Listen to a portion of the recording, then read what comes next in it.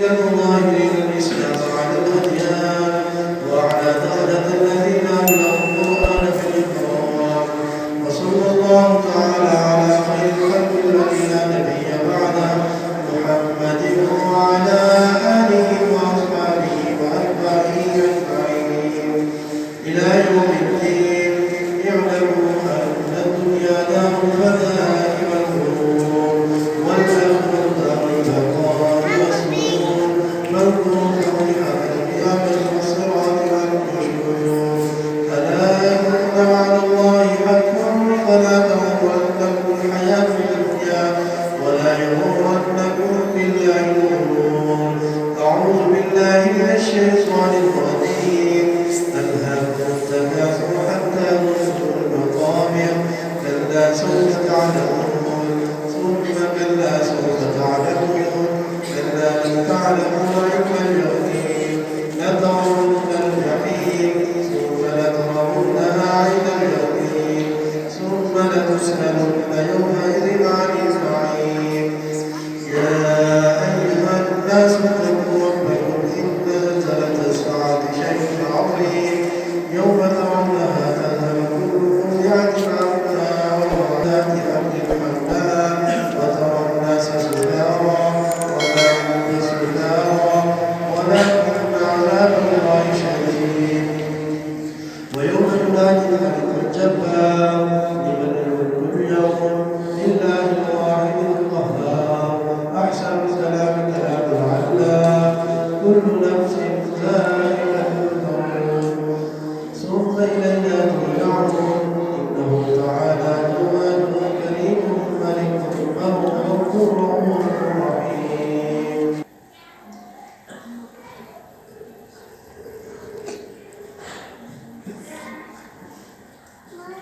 نحمده ونستعينه ونستغفره ونؤمن به ونتوكل عليه ونعوذ بالله من شرور أنفسنا ومن سيئات أعمالنا. من يهده الله فلا مضل له ومن يضلله فلا هادي له. ونشهد أن لا إله إلا الله وحده لا شريك له ونشهد أن محمدا عبده ورسوله وخاتم النبيين. أما بعد فأعوذ بالله من الشيطان الرجيم. بسم الله الرحمن الرحيم. إن الله وملائكته يصلون على النبي يا أيها الذين آمنوا صلوا عليه وسلموا تسليما. اللهم صل على سيدنا محمد وعلى آل سيدنا محمد بعدد من صلى وصام وكذلك على جميع الأنبياء والمرسلين وعلى الملائكة المقربين وعلى عباد الله الصالحين خصوصا على سيد المتقين والأبرار صاحب النبي في الغار والبزار أفضل الصحابة المتقين خليفة النبي بلا فصل إمامنا أبي بكر الصديق رضي الله تعالى عنه وعلى الناتج بالصواب والعالم بالكتاب إمامنا بالحق عمر بن الخطاب رضي الله تعالى عنه وعلى صاحب الحياء والإكرام الشهيد المقبول حين قراءة القرآن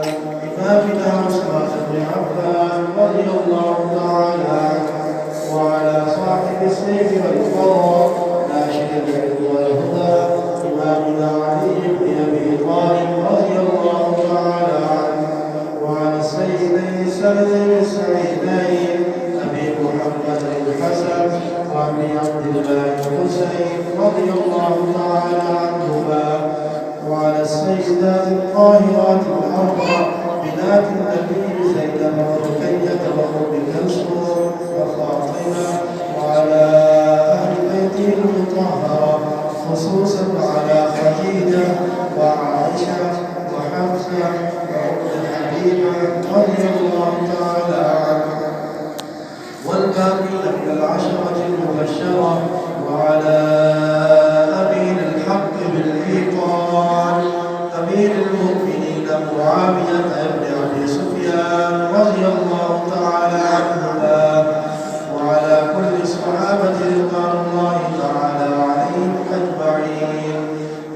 برحمتك يا أرحم الراحمين.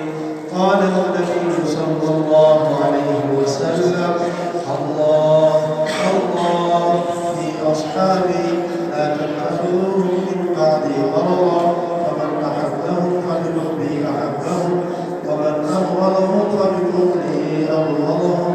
أصحابي كالنجوم، فبأيهم اهتديتم.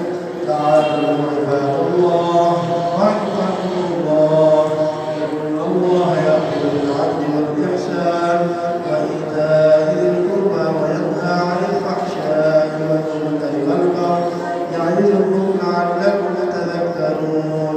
اذكروا الله يذكركم وادعوه يستجب لكم ولذكر الله تعالى أعلى وأولى ولا تنقوا أكبر والله يعلم ما تصنعون.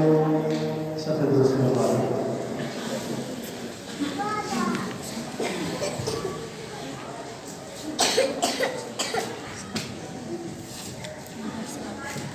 الله أكبر الله أكبر الله أكبر الله أكبر.